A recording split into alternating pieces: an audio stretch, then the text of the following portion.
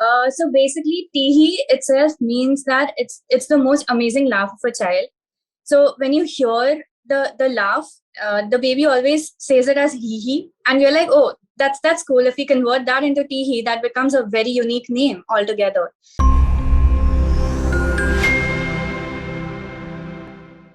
Hello and welcome to Inventiva's interview series, where we talk with successful entrepreneurs and they tell us about their startup journey and how they got to where they are today. I'm Palak Sharma, and today we are in conversation with Miss Nishtha Gupta, CEO and founder of TeeHee, a kidswear clothing brand.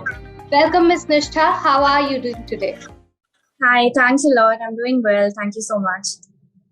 So, starting off with our very first question, how, why, and when did you decide to start TeeHee? So, TeeHee was always there in my mind for a couple of years now. I think it's been about 5-6 years.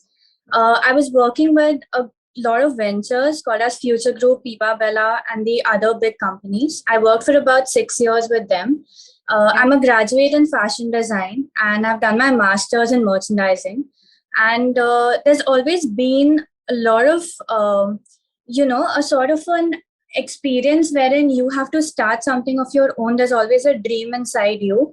Yeah. And I think when I worked for 6 years, I got to know a lot of things, though I never got an opportunity to really work in the kidswear line. But overall, as a whole big lot, it was interesting to know how this industry works more than the practicality of working with different big brands and having manufacturers and dealing with all of them. It was a great experience. We started off last year during the pandemic. We started last year in November 2020. We're going to complete good 1 year on November 2021. And it's been a great experience. It's been wonderful. We had our ups and downs. There was a great learning as well, because, when you start off your own, you have a lot of things wherein you learn yourself. There are people and there are a lot of faces who are going to guide you, who might, even misguide you at times.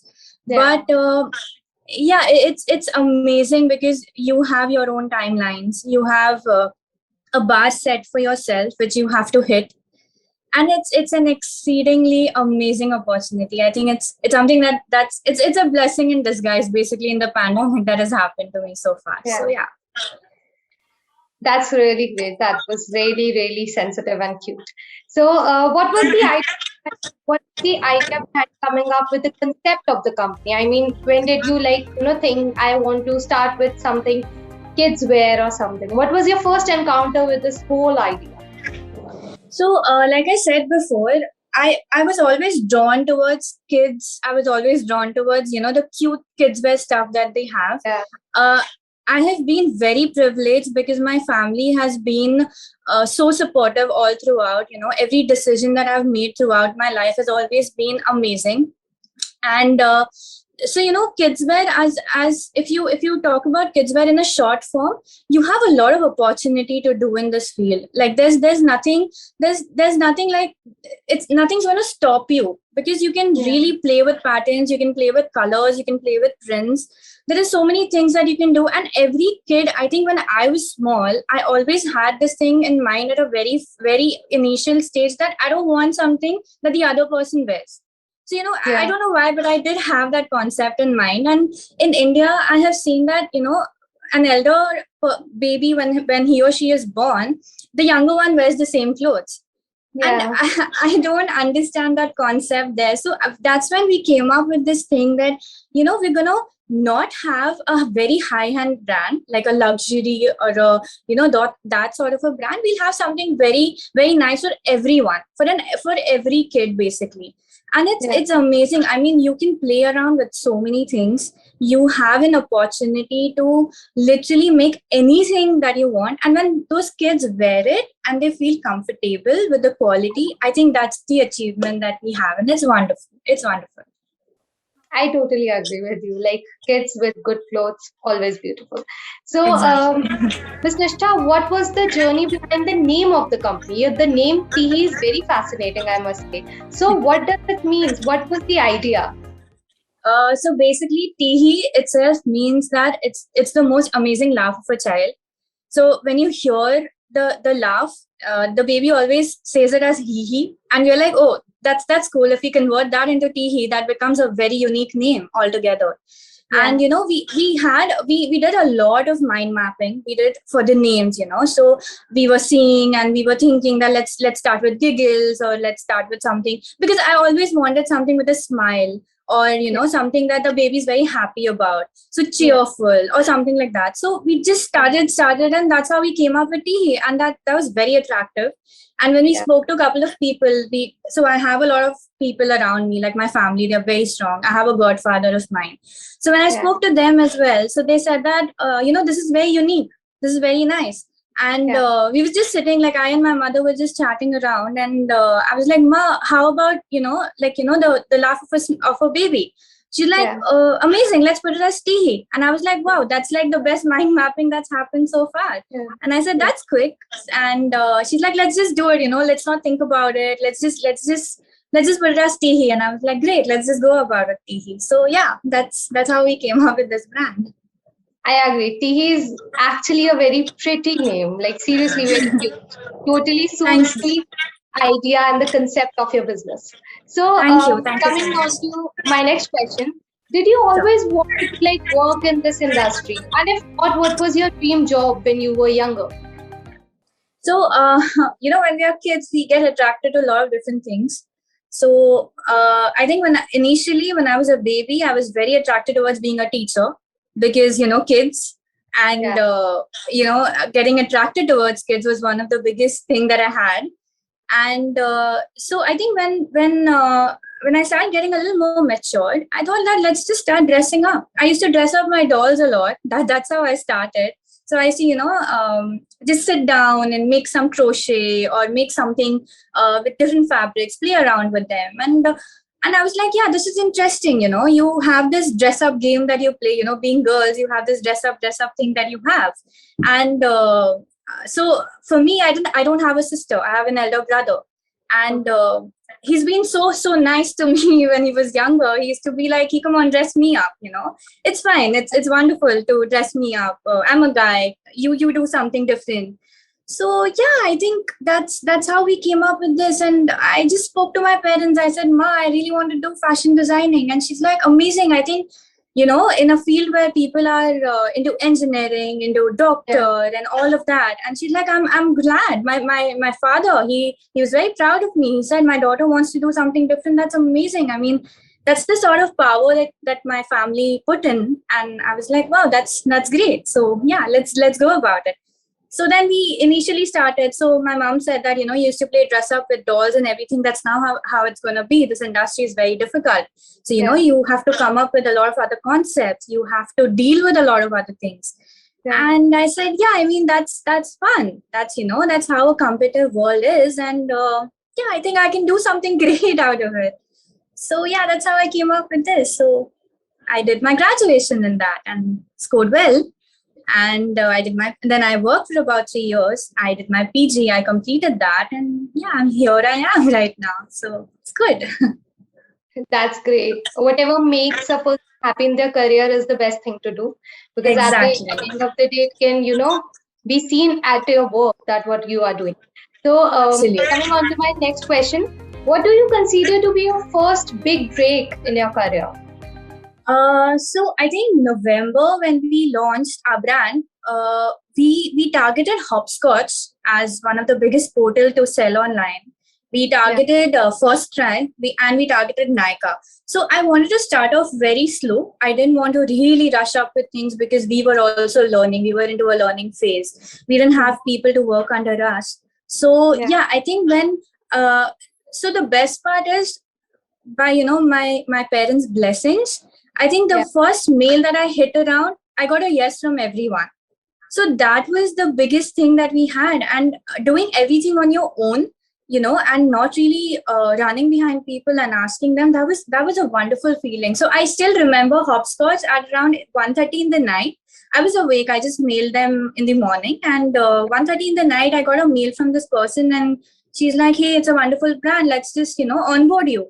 1:30 I woke my parents up and I was so excited and I was like, I did it. I mean, I got the first portal.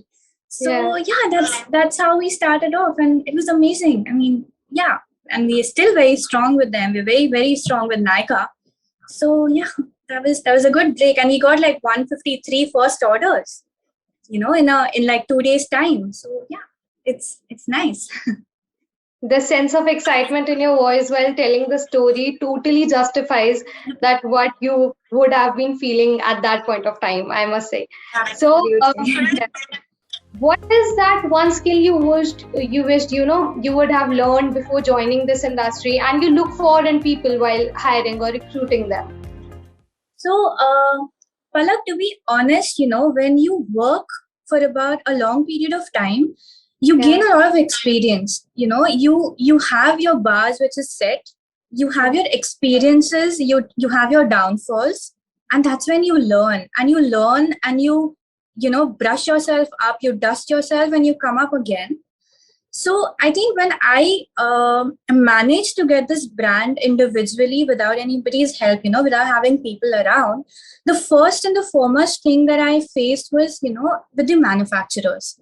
So basically what happens is you are not a known brand in the industry, right?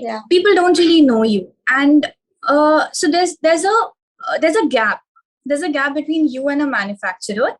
And they go like, you never know how this brand does, or maybe that's the first thing that they're going to do with us. After that, they might not even see us.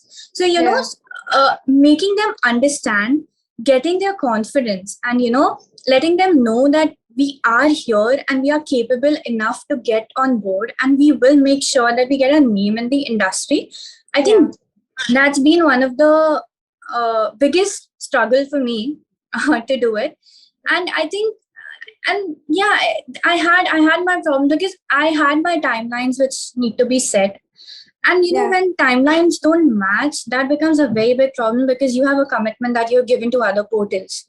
So they're not going to really wait for you, right? Because you are an upcoming brand. And why should I? Even if I was in the industry for 10 years, I wouldn't wait for anyone else, They might have their own ups and downs, and every brand has a different outcome. So yeah, I think that it was difficult to manage, but I think as in when we started showing results, we started getting a different. When people started telling me that, hey, you know a brand called as TeeHee, that's for kids wear, and I was like, hey, I'm the owner of the brand.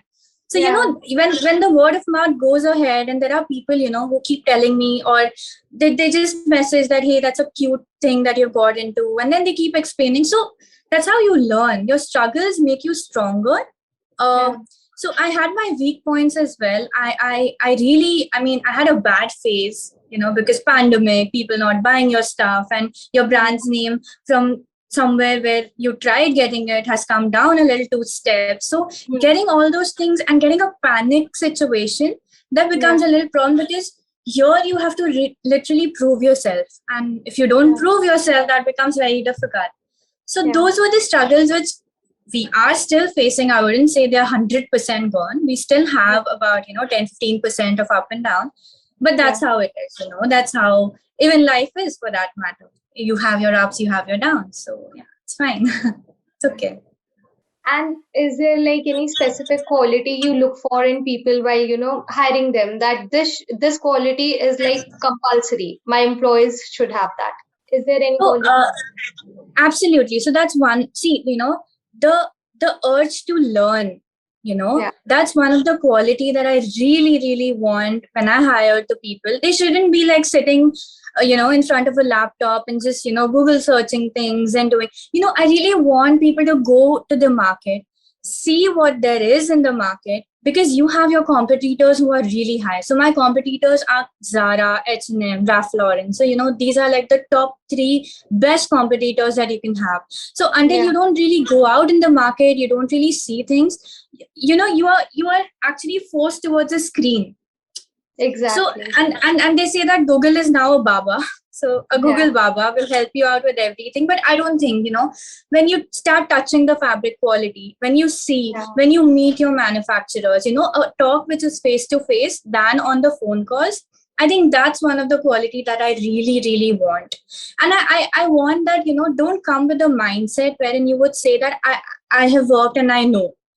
I have worked, right? But I would still not say that I know. There are so many things I'm still learning. And there are so many things I learn from different people around. People, I think, when they see you at a different perspective, they give you a lot of knowledge, they give you a lot of things that you can learn. So I need that. I'm actually searching for such people who have the urge to learn and who would get something very different on the table. Where my mind doesn't reach, they would like get inside and they would be like, hey, we can do these things. So yeah, that is the biggest quality that I'm looking forward to.